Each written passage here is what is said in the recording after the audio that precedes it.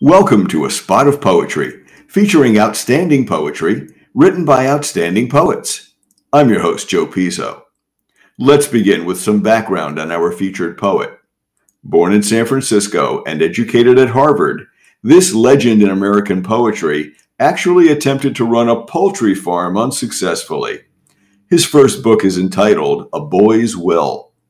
Throughout his writings, his poetry portrayed nature realistically rather than in an ideal sense. Furthermore, his poetry traced his own observations as well as the struggles he was encountering in his own life. These included the loss of his son, his daughter, and his wife. His simple language and keen insight defined his style. His name, Robert Frost. His poem that is being featured today on A Spot of Poetry is The Road Not Taken. Two roads diverged in a yellow wood, and sorry I could not travel both and be one traveler.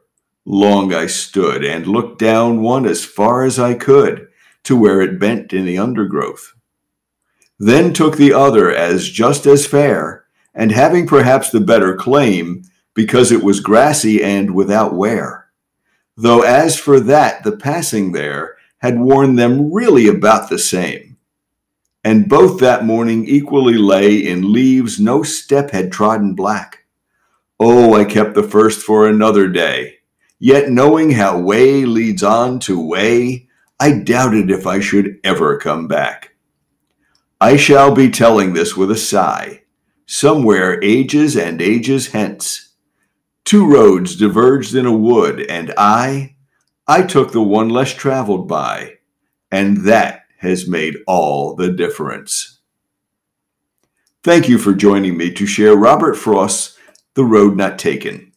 I'm looking forward to the next time when we share more outstanding poetry written by outstanding poets. Once again, for A Spot of Poetry, I'm your host, Joe Pizzo. May your day be filled with poetry.